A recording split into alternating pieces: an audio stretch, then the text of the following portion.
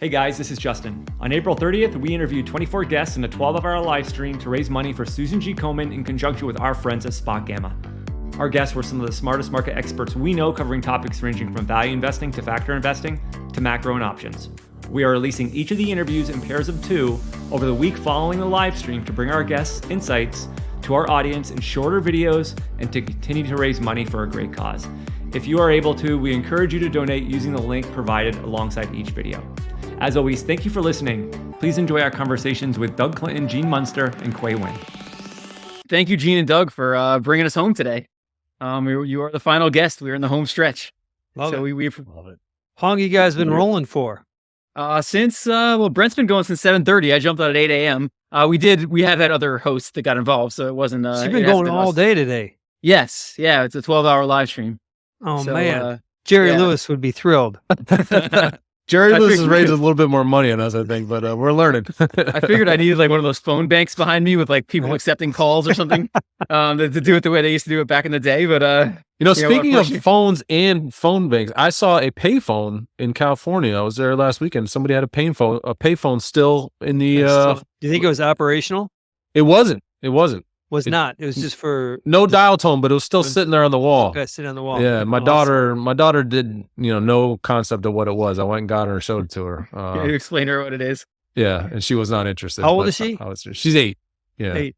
Yeah, it says a lot. Would she know what a record player is? She does actually, because those have come back into style a little bit. Gotcha. Yeah.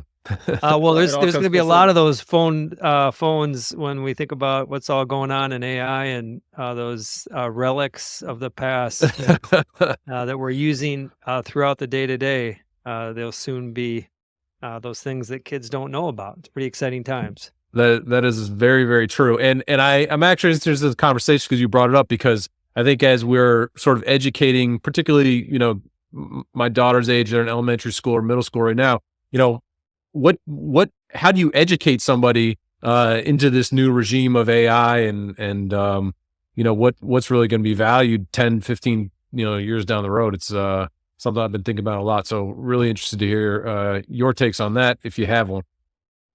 It depends on the age of the person. If somebody's been around that knows what the PC was about and the internet, you talk about those waves and kind of give some context.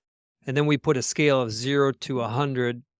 Doug and I agree on most things. We disagree on how this scale plays out, and we're in agreement that 100 being electricity, we'd put the PC at like a 25, mobile at around a 25, the internet around a 50. I've got AI at 90. I think Doug has it at 99, if I'm not mistaken, and has famously said it would be 100 if not for AI needs electricity. So that's the context for.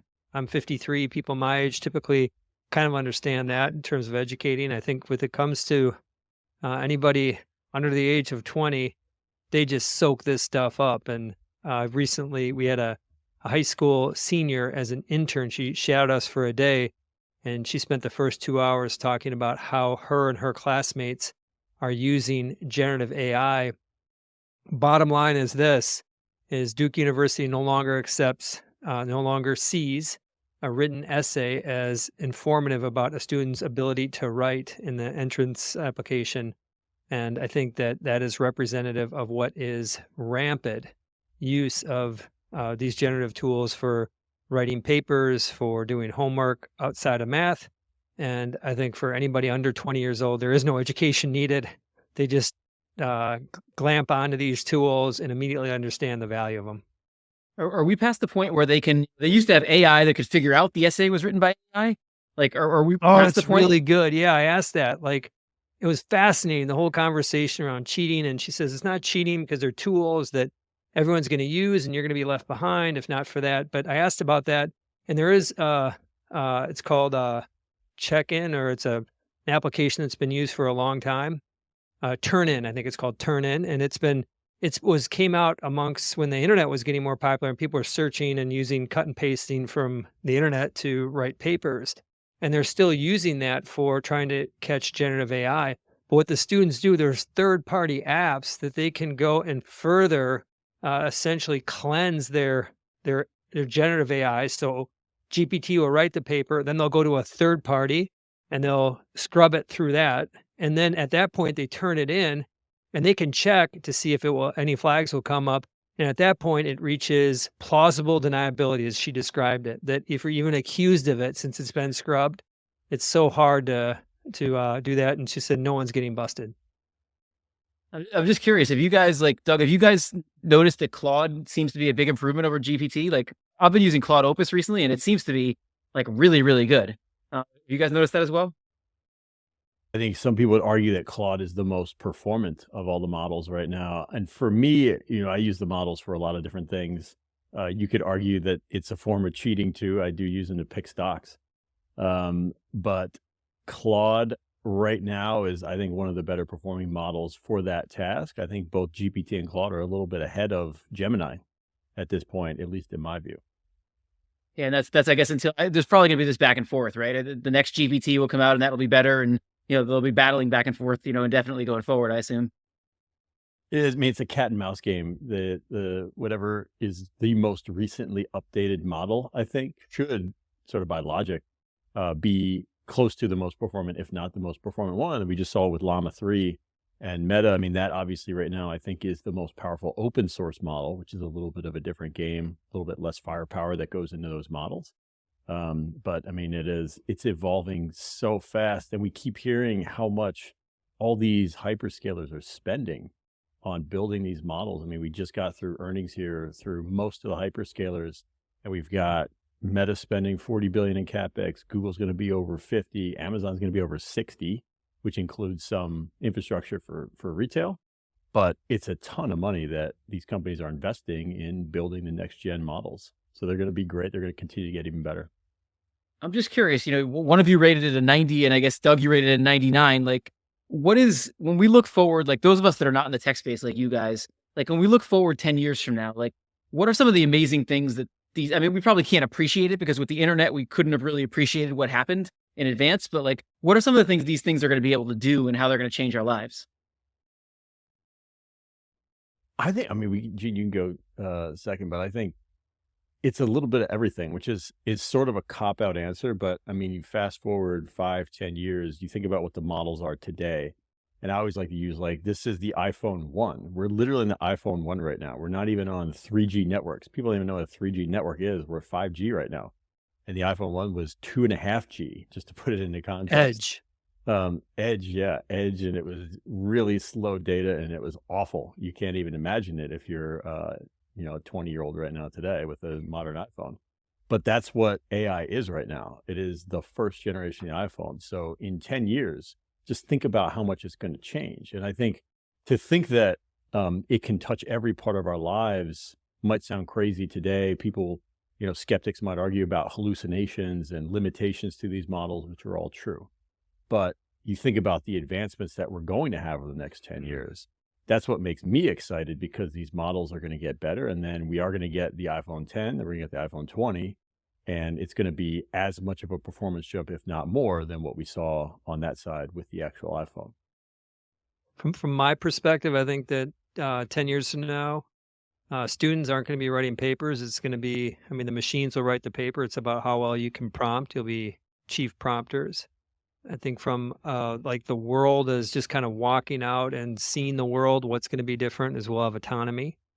And I think that robots will be, in a decade, we'll start to see some robots. Elon thinks it's going to be by the end of 2024. I'll take the over, but it's, I think just the robots. And I think those are like the ones that are going to be more visible, but underneath it, it's any information worker, any skilled worker is going to be using these tools throughout the day. How we use search is going to be very different. And so I think that just would kind of scratch the surface, but probably be the ones. Other good news too is that I think we're still going to love our sports teams. I think people are going to still love to go out to dinner. I think that the world is going to be around in a decade. There's credible, level-headed thinking people that have a strong case that may not be true. The world may not be around. I believe that we're still going to be around here in a decade. Hopefully we'll still talk to each other, and we'll ask you about the whether we're going to be wearing those Apple goggles in a little bit later on in the podcast when we talk to each other. But yeah, I probably should have asked. To be honest, the 10-year question was a bad question. I probably should have asked 10 months. Because if you look at the pace of this relative to other technological innovations, like it's just moving so much faster. Probably what we're going to see in 10 months is going to be something we don't believe right now.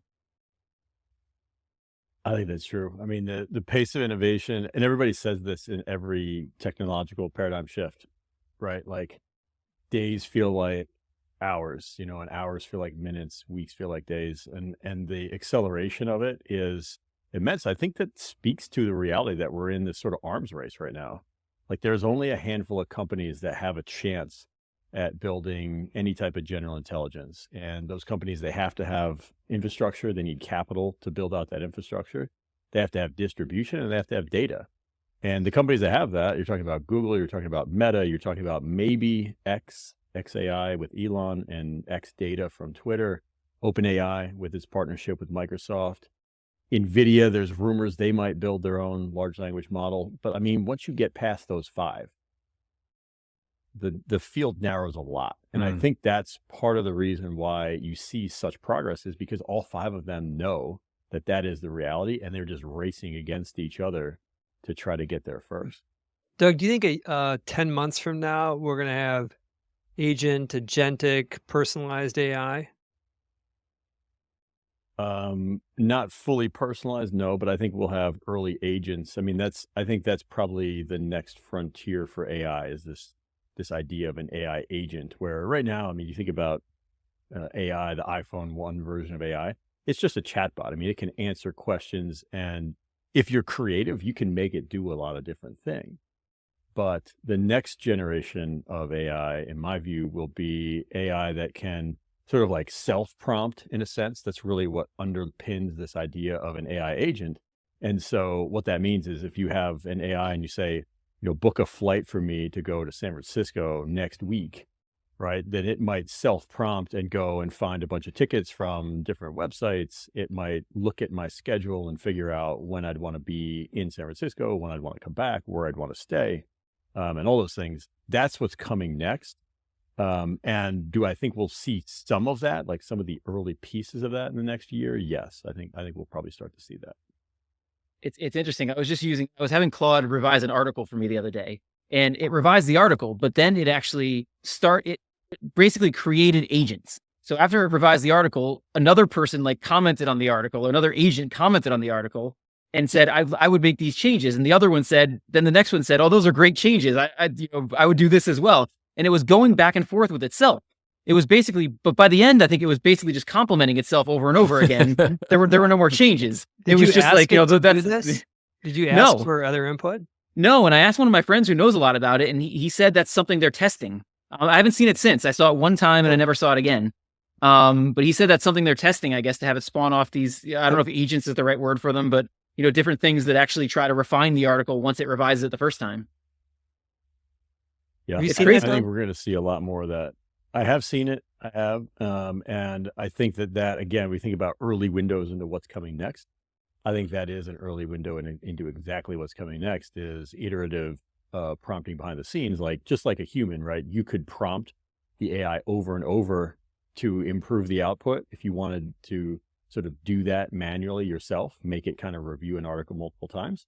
And I think in this case, and in many cases now, we're going to start to see these AIs just do that itself to improve the output without the user having to do it for themselves. How do you guys think about investing in AI? I mean, I guess, investing in the people that make the hardware has been a very strong thing so far, but like going forward, how do you think about the different layers of, where you can invest in the AI space? Doug, I want to talk about the layers. When you go. Go ahead, Gene. I was going to do the layers, then I'd love you to talk more about Intelligent Alpha. So let's do that. So in terms of investing in AI, I think that the kind of the well-traveled book is just to think about the different layers, the stack. Right now we're in the infrastructure place of this. Doug talked about the numbers that Amazon talked about tonight, what the other big tech companies have talked about, and put that into perspective. They're talking about huge CapEx numbers last year, growing 50 to 90% this year. So all that focuses on that first level, and I think that's pretty well trafficked, I think, in the investment community. And then on top of that, we start getting into the application the data and application layers, which are other opportunities. So I think you should just think of it as a stack. There's a third piece to this, which is this is the venture side, the private companies, and so we traffic in there as well. But that tends to be about an idea and a founder, and these are like pure play AI companies. This isn't Azure buried inside of Microsoft or AWS 17% of Amazon's revenue. This is their zero revenue today typically, and will be 100% AI related, whether it's on hardware related or some of the models. So that's the kind of the high level from the invest in stack within AI.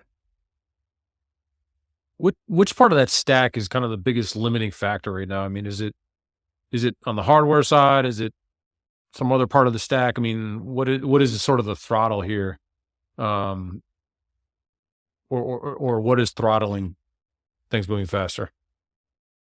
I think you could have a good debate between whether it's the hardware or the software. There are some people who would argue that we need some new innovations in the software side, versus, the basic way to explain kind of the software approach today is it's sort of brute force. It depends on these scaling laws. And I mean, OpenAI has talked about this, where basically just the more compute, the more data that you throw at these models, the better they get. But that's obviously, you're talking about kind of this linear reality versus if you have some breakthrough with a new model, that maybe creates a step function change in terms of capacity, in terms of capability, in terms of efficiency. I think consensus would probably suggest, though, that the limitation is on the hardware side. Like Microsoft talked about, they're still constrained in terms of getting supplied, building out their data centers. Obviously, NVIDIA has had just incredible demand, continue to have incredible demand for their chips. And so I think the answer is, and this is a bit of a cop-out, I think the answer is the hardware thing is probably the thing that is the near-term constraint. In the long run, I would argue there's probably a software evolution or a revolution even that needs to happen for us to get to that next phase. So on a related, just quick question. I mean, NVIDIA seems like to be, at least in terms of stock performance, the leader there. Do you think that they start to mean revert as, competition picks up there? I mean, it seems like from my somewhat naive chair here that, the bigger companies are starting to move in there and creating their own hardware and things like that. Is that something to think about just in terms of NVIDIA, which is obviously such a major stock? It's still surprisingly inexpensive if you look out at 2025, calendar 25. They're on kind of a goofy fiscal year.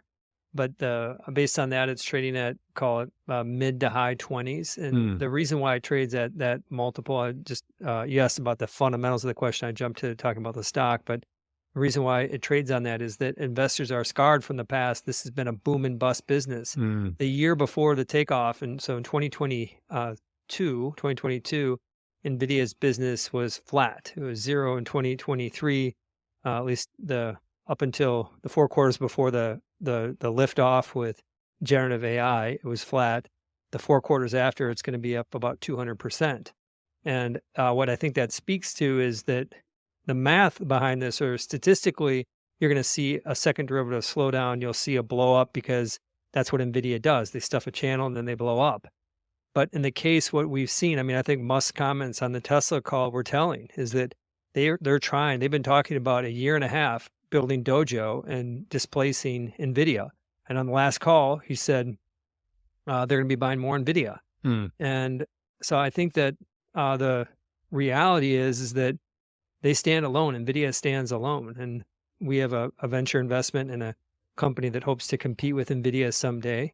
But we know how hard of a road that is. And Doug talked about Microsoft's comments about, some of the challenges that they've had. And so I think this is a company that we don't own it in our portfolio just because the boom and bust nature of it.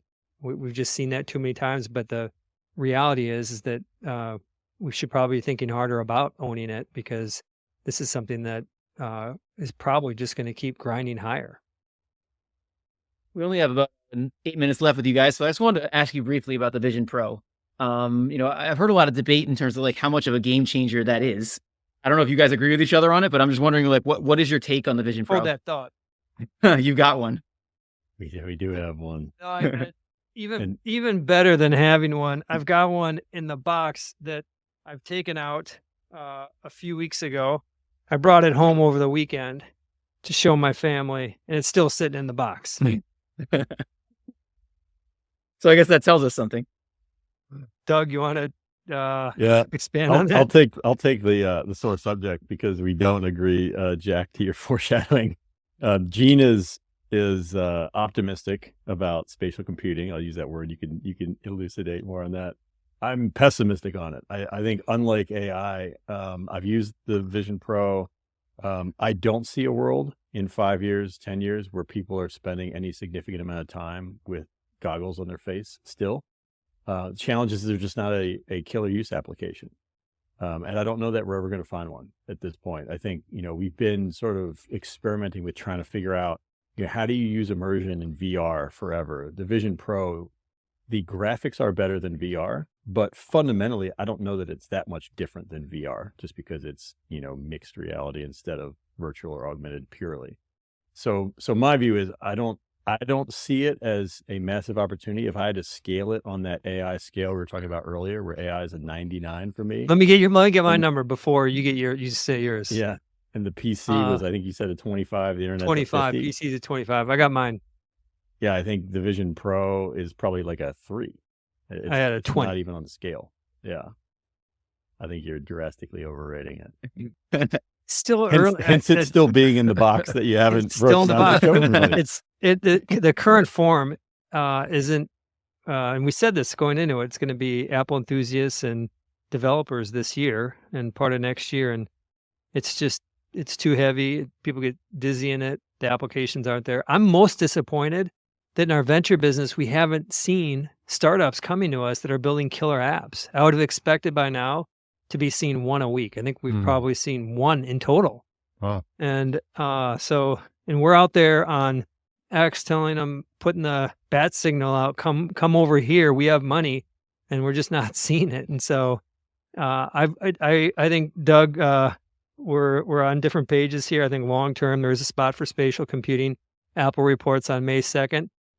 You can just see it. It's like a coach after a game. You don't even need to watch the interview. You know exactly what they're going to say. Apple's going to say, we're thrilled about the initial uptake. We believe in this long term, and we're not going to give any sales data on it. Did you see better for them? Did you see better uptake with like the Meta goggles or whatever they may be? Quest.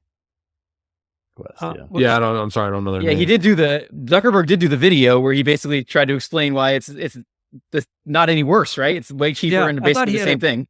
No, I thought he had a compelling case. I was impressed by, but I think to the point, to Doug's point, where when I'm my 20 is based on 5-10 years down the road, which is an easy thing because people won't remember this conversation in 10 years. But I think this to me sums up the difference between Doug said AI, you just get it.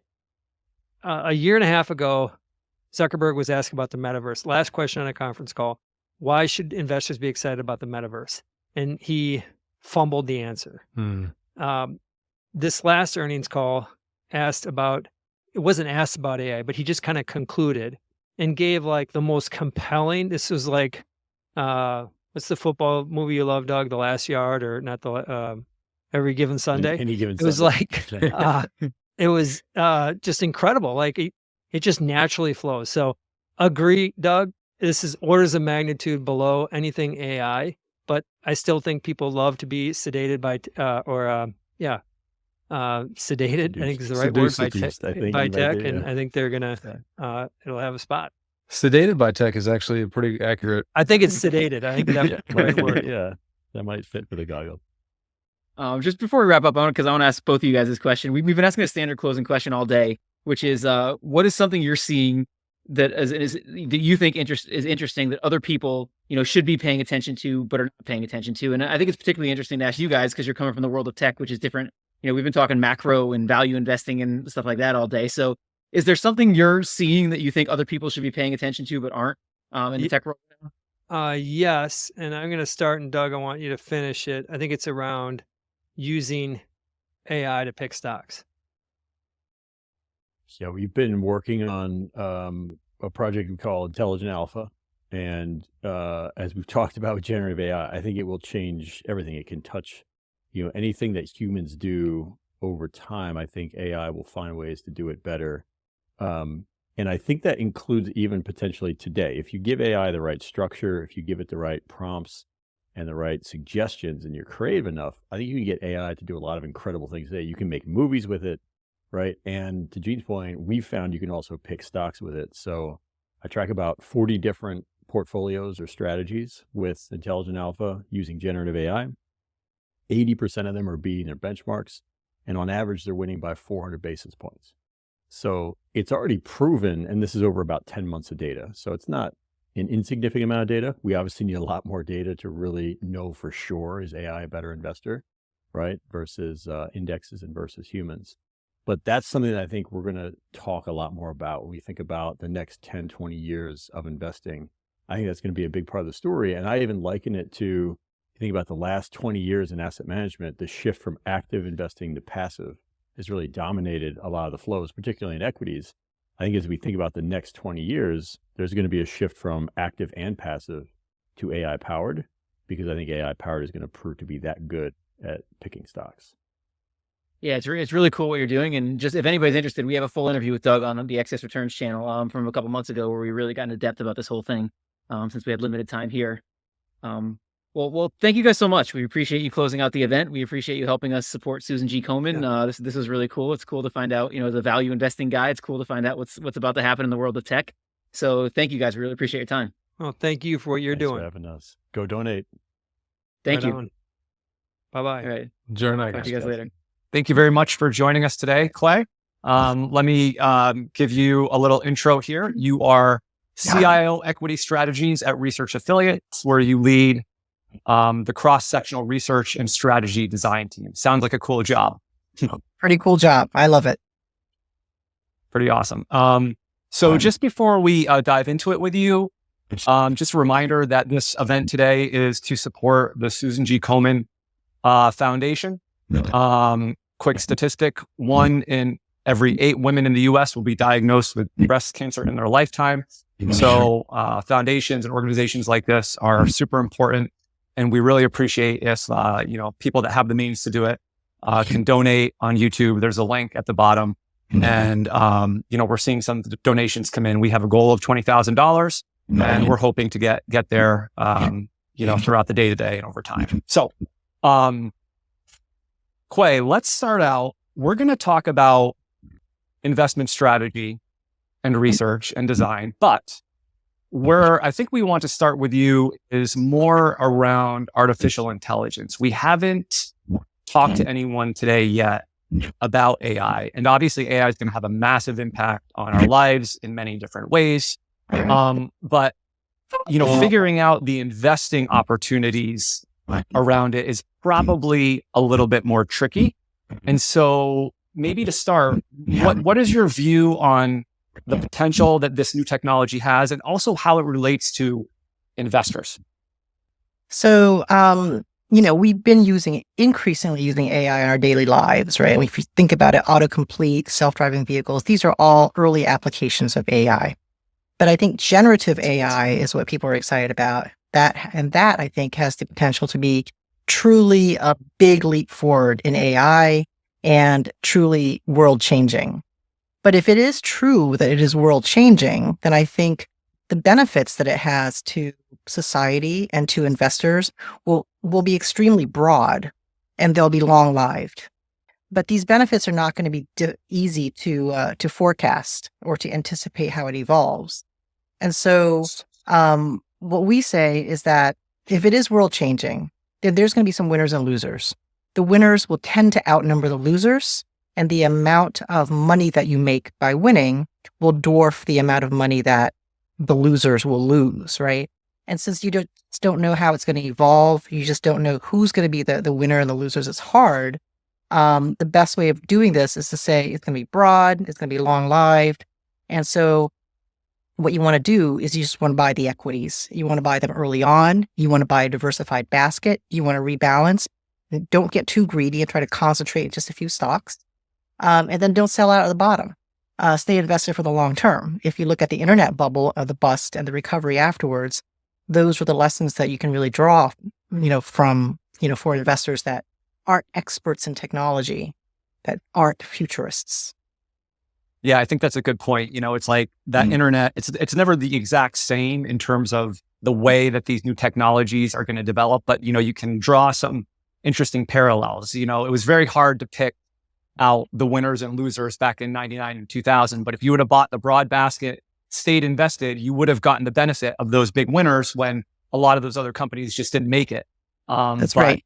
Yeah. Do you feel like it's the AI sort of revolution is, do you have any sense about the vastness of it? Do you think it could be bigger? Some people think it could be bigger than the internet. I think McKinsey's out there saying it could add $4 trillion in terms of profits or something across all different industries. Do you have any opinion on that? Well, I will say that I'm no futurist, and I have often been accused of being a technology skeptic. But having said that, I think from a productivity and economic point of view, I would say that this is at least as revolutionary as the cloud, and likely as revolutionary as the internet. So, from what I'm seeing now, I think it's somewhere between there. I think, could it be bigger than the internet? It could, right? But I'm not your typical futurist that's going to be able to describe that for you. Yeah, that's fair. Are you guys using it in any of your investing processes now? Yeah, go ahead. So, we already use a variety of AI tools in our work. So examples are, Copilot on GitHub, autocomplete for coding, things like that. And these tools right now, I think of as being useful, but I think they're going to get much more advanced and they will become much more ubiquitous. It's not just going to be the people on the technology and development team that have access to these types of tools. In terms of using AI and generating signals, I think the investment management industry has been doing that for some time, natural language processing. I do think that what is happening now could increase the use of that and make it more readily available to a broader variety of people. Are you using it a lot in your everyday life? Because that's something I've been doing a lot more and more, I find. As I see what it can actually do, I'm like, oh, I could do this too, and it could do this too, and I keep adding to it. Like, are you using it a lot in your everyday life? I will say that in my household, the AI engine that we've been using a lot, and it's not a generative AI engine, are the chess engines, because my son is an avid chess player. Those engines are fantastic. And, with generative AI, I could definitely see it increasing. I think that the power of generative AI is going to be when people are using it and they don't even realize it, right? The power of the internet is not that you say to yourself, I'm going to get on the internet today, but you get on the internet just like you get your morning cup of coffee or tea. You don't even think about it. It's just part and parcel of everyday life. And so that's, I think, when generative AI becomes a really, really big thing. What do the chess engines do? I haven't heard of that. So how do those work? Oh, chess engines.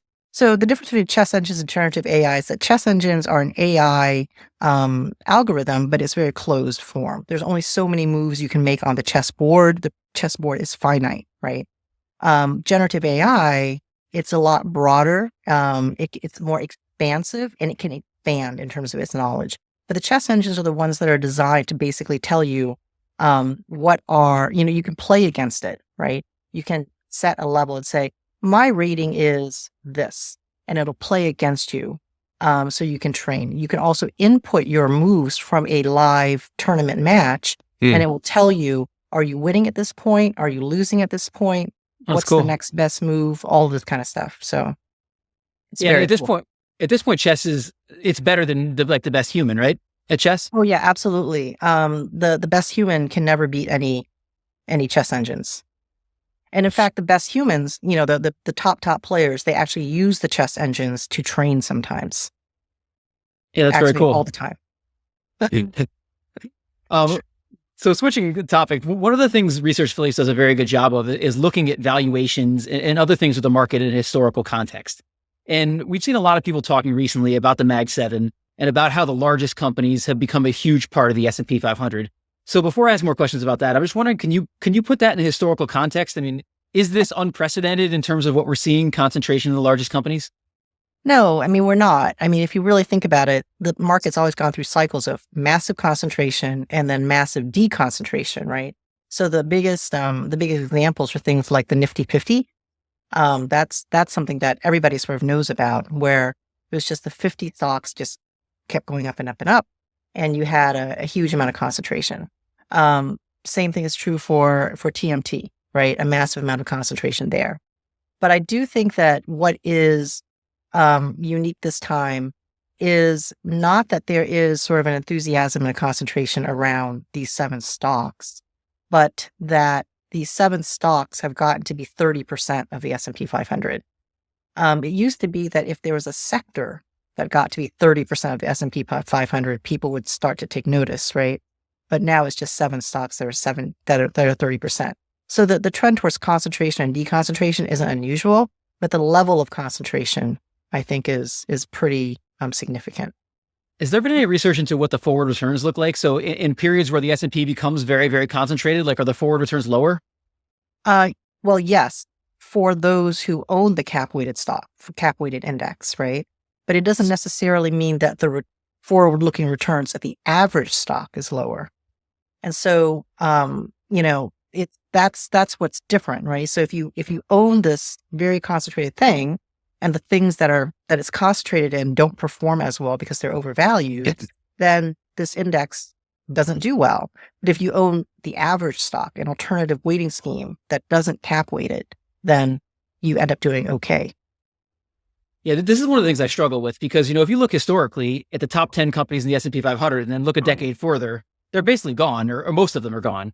So the returns of investing in the top 10 companies is not good. But I do wonder if, like, the edge these companies have, the moats they have, are so substantial because of technology, then maybe that changes going forward. I'm not sure I'm a value guy, so I would probably vote against that.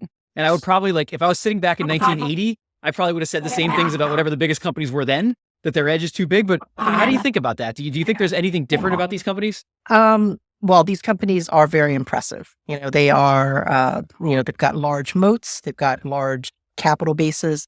But one of the things I would say is that every great productivity or technological revolution creates new moats and new vulnerabilities, right? So if you really look back to the internet bubble, right? HP had a great moat. Its market cap was much larger than that of Apple. And now nobody really thinks about HP. Everybody thinks about Apple. In fact, they don't even really think about Apple. They just use it without thinking about it. That's how great it is. And so moats really need more care and feeding than people think, and really a lot more care and feeding in a rapidly changing environment. So yes, these large companies, they have great businesses, great capital bases. They will be able to try to adjust, but that has been true in every iteration. And yet what we've seen is change of leadership every decade. Yeah, HP is a great example. I think back to when I was a kid, like GE. I like GE was this massive conglomerate. I'm like, nobody's ever disrupting GE. And now if you look at it today, I mean, obviously I was completely wrong about that. Yeah.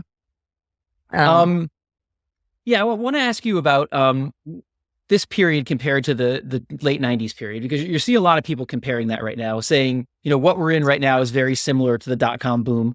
How can you compare and contrast what we're seeing now versus what we saw then? So in some ways, I think the release of ChatGPT was kind of like the release of the Mosaic browser. I mean, the internet was always there, right? It's just that nobody knew what was on it, what they could use it for. And then Mosaic released this browser. It was so glitchy. It was terrible to use.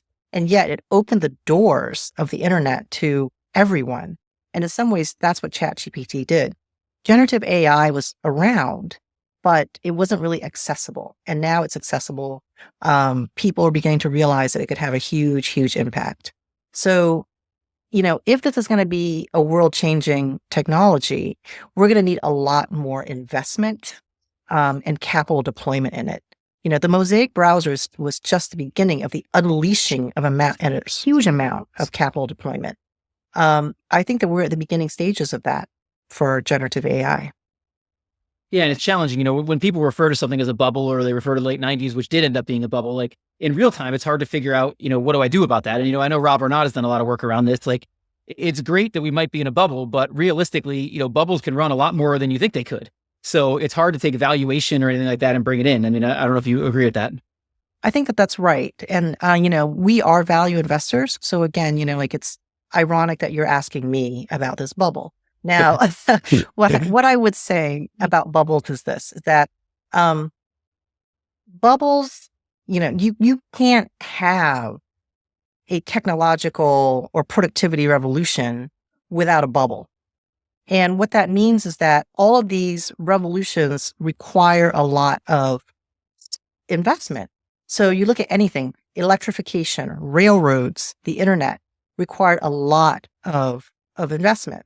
And so how do you get that money to the places that need the investment? You need people to believe. You need people to be enthusiastic. You need those animal spirits to get loose. And then people open up their checkbooks and they're writing checks. And the capital is available and it's cheap and it's invested. And yes, we have no idea how to use this thing, right? So we're going to make a lot of bad decisions in that investment. And that creates the bubble. But at the same time, we're also going to make investments that become extremely useful. And then it builds on itself. And that's what people build the productivity enhancements on. And it benefits society for a very, very long time. One of the things you alluded to earlier is we kind of have a bifurcated market right now. Just because the most expensive stocks are really, really expensive and the market averages are expensive because of that, that doesn't mean there aren't things that are cheap, within the market. You guys have a great tool on Research Affiliates where you can look at kind of some of this stuff. What are you seeing as areas of the market right now that are attractive on a valuation standpoint? Well, within tech, there are still some interesting places to invest. If you really believe in generative AI and the investment that you need there, you're still going to need a lot more chips. You're going to need a lot more enterprise services. There's many companies in there that provide networking, that provide equipment, that provide chips that aren't NVIDIA. Some of these companies are relatively inexpensive. So I would start there. I wouldn't discard the technology ecosystem. Another area where we're seeing interesting opportunities is healthcare. Healthcare had this massive boom in COVID, and then it came back down. I think at this point, a lot of these companies, look pretty good, and we're not looking at Ozempic or anything that's fatty. I mean, we just want to look at companies that provide. You can find companies that provide very basic, necessary services that are priced relatively cheaply for what they offer in terms of cash flow. One of the interesting things you guys do with respect to the fact that there's many large companies that are overconcentrated to their market cap is you've introduced this idea of fundamental index. So can you explain what that is and how that differs from a market cap weighted index?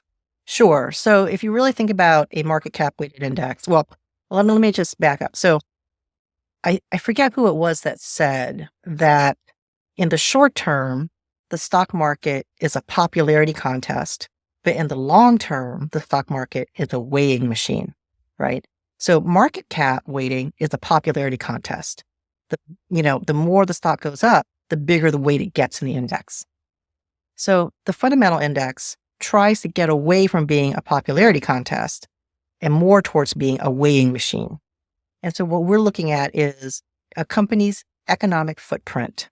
So its sales, its cash flow, its book value and intangibles, its dividends and buybacks. How big are these numbers relative to everything else? And you weight it based on those fundamental metrics.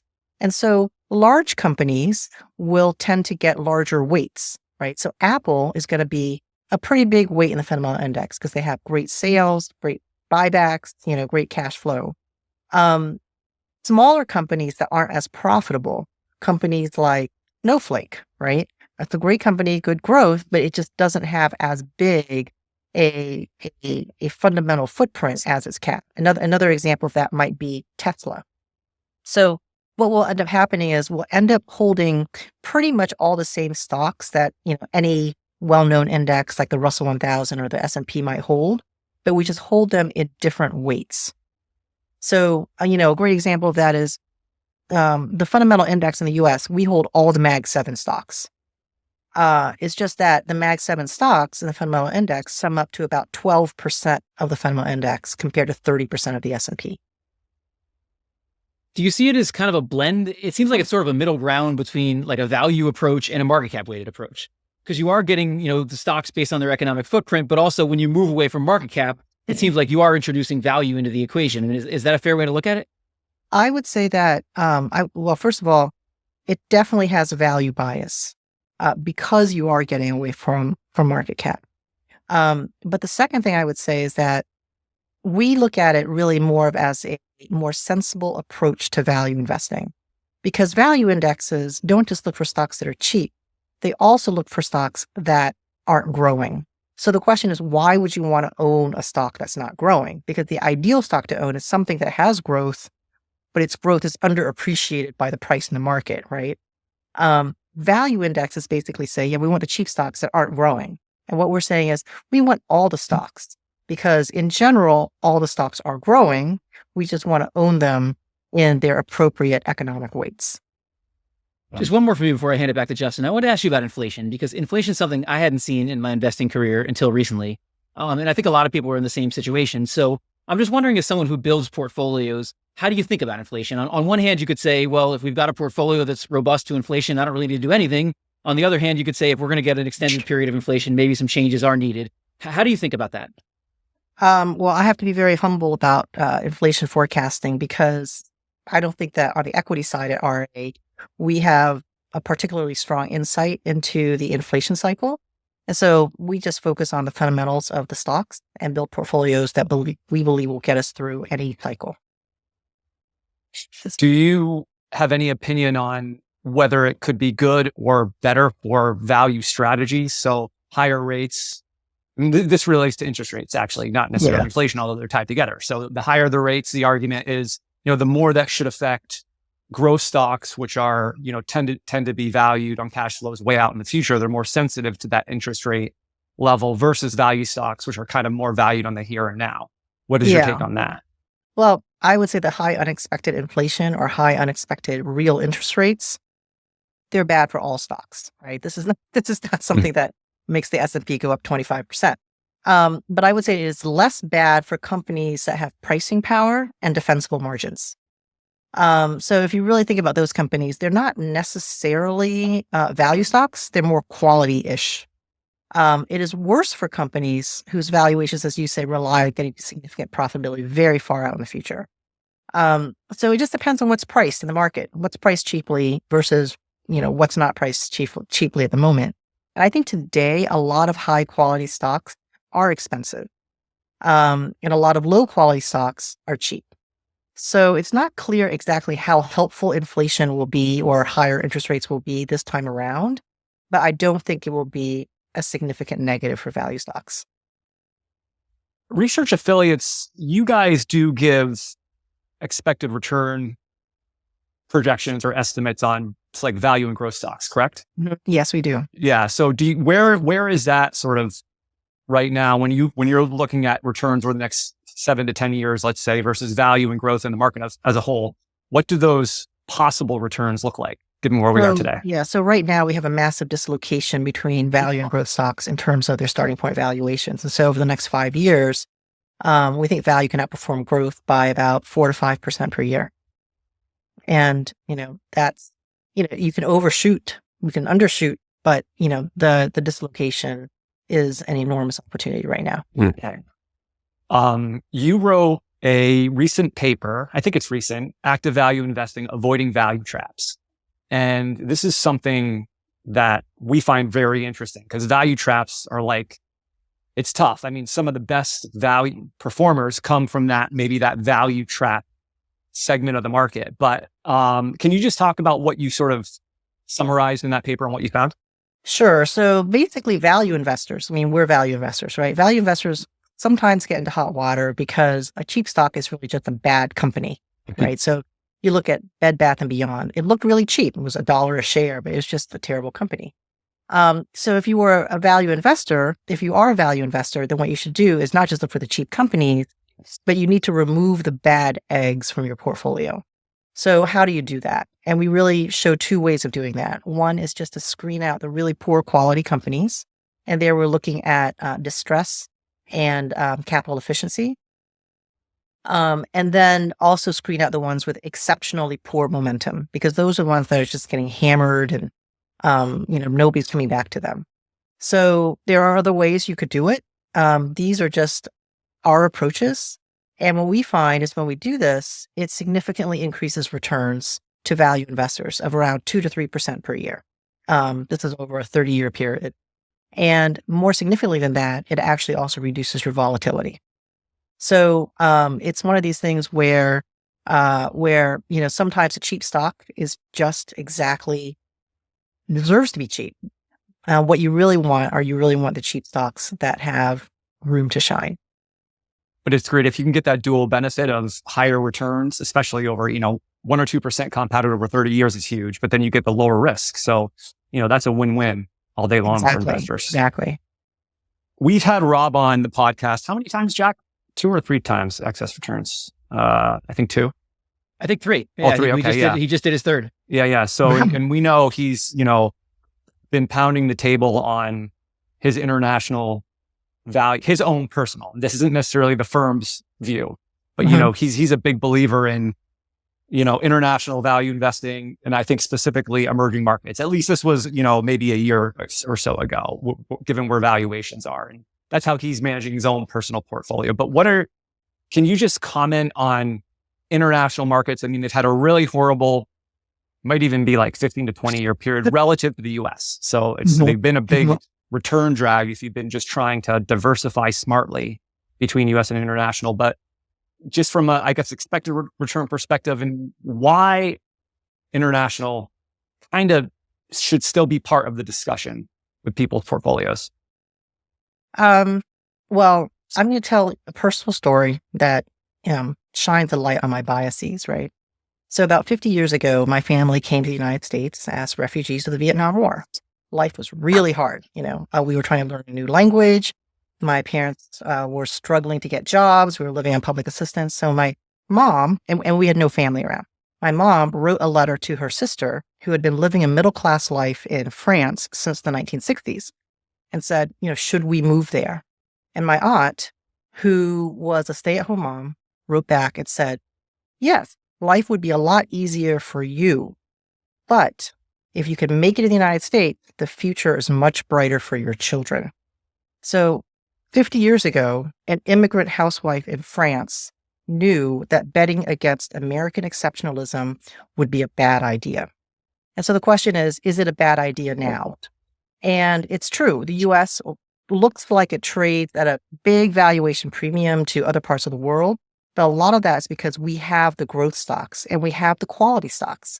And so if you actually were just to reweight the sectors across the various regions to have similar sector exposures between, say, technology and banks, for example, and calculate valuation, a lot of that gap would go away.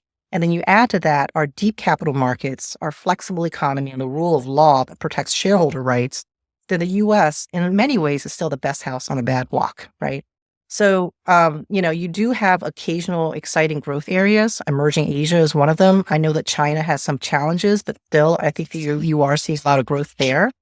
And you do add diversification because there are some companies that emerge from these areas that are world leading.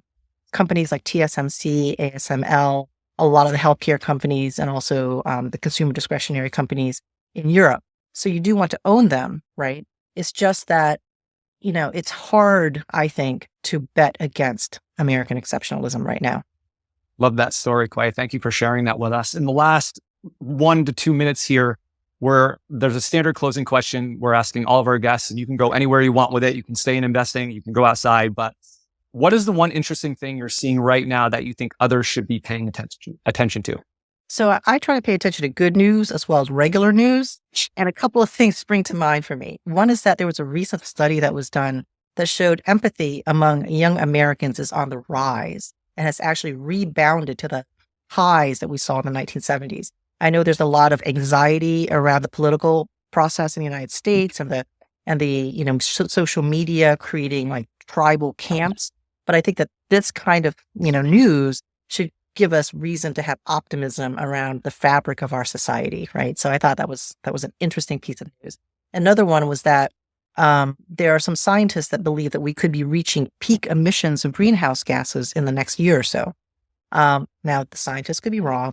Scientists have been wrong before, but I really hope not, because this would be a great achievement, I think, for our society. Thank you, Clay. I really enjoyed this discussion. This is great. Well, thanks for coming on. Thank you. This is Justin again. Thanks so much for tuning into this episode of Excess Returns. You can follow Jack on Twitter at @PracticalQuant and follow me on Twitter at JJCarbonell. If you found this discussion interesting and valuable, please subscribe in either iTunes or on YouTube, or leave a review or a comment. We appreciate it. Justin Carbonell and Jack Forehand are principals at Validia Capital Management. The opinions expressed in this podcast do not necessarily reflect the opinions of Validia Capital. No information on this podcast should be construed as investment advice. Securities discussed in the podcast may be holdings of clients of Validia Capital.